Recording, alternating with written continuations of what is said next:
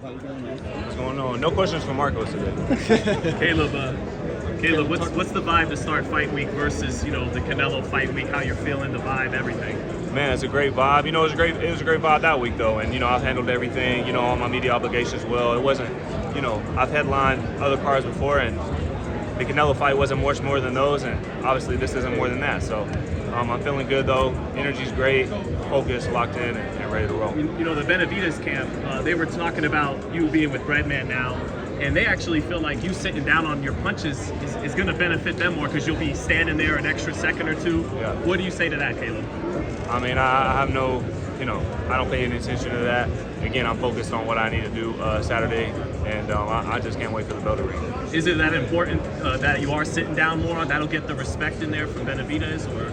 Yeah, obviously Breadman's come in and brought some new things and reiterated a lot of things that my dad has been wanting for a long time, and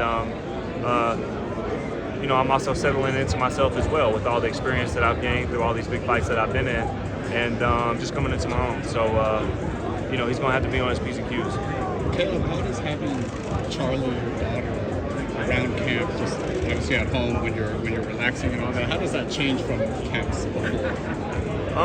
Well, JP, she's a great partner, she's a great wife, she's a great friend, and she makes it to where all I have to do is focus on boxing, especially in camp. And so, it's hasn't been too different than many other camps, but other than just having that extra added motivation of my daughter being in the gym with me some and seeing me train and watching me work hard, and it's important for me to set that example for her, and I'm just highly motivated. There was a video came out recently about you in a boxing gym that you were leaving. Yeah. I feel like that was a while back as well. What was your reaction to that, and just with the timing of it? Yeah, no, I'm definitely glad that one of you guys asked that. A little ways before the Darrell fight, there was a situation where the owner of that gym, he was asking me to help pay his rent, and there was a situation where I not only have always paid my camp dues, but that I helped him out with rent before. And I hate even having to speak on helping people, but I feel like I've been put in a position where I got to tell my side, and so we let him know that we wouldn't be able to pay his $5,500 or $6,000 rent this time, and he was like, well, I'll sell you my Rolex for $5,000. I'm like, no, what you need to do is go pawn that for $2,500. My dad offered to chip in $500. I'll chip in $500, and maybe you can get some of these other coaches in here that you don't charge any rent. They don't pay you any rent off training people in here. Maybe they can pitch in $500, and before you know it, we'll have the $5,500. And that wasn't enough. He wanted me to pay the whole $5,500 for his rent, and I just told him that I couldn't do that because, it was 1 week until his rent was due. And if I pay that, is he gonna have next month's rent in time? And if he don't, then I'm gonna have to pay that, or I'm gonna lose my first $5,500. Or if I pay that one too, and then the third month rolls around, he don't got money, I'm gonna be out 10, and that's not a good business plan. And so, I just asked him, hey, you don't want me to train here? I'm not gonna argue with the man about training at his gym.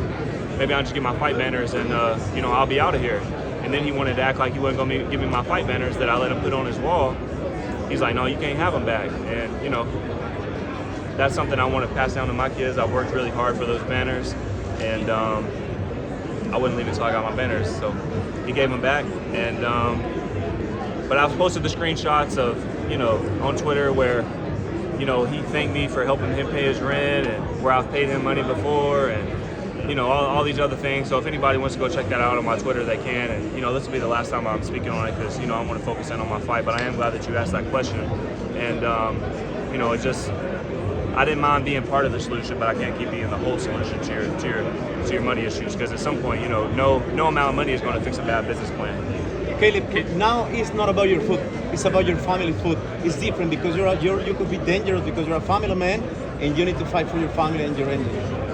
Yeah, I'm highly motivated for this fight, and this fight means a lot to me. This is one that's been brewing for quite some time.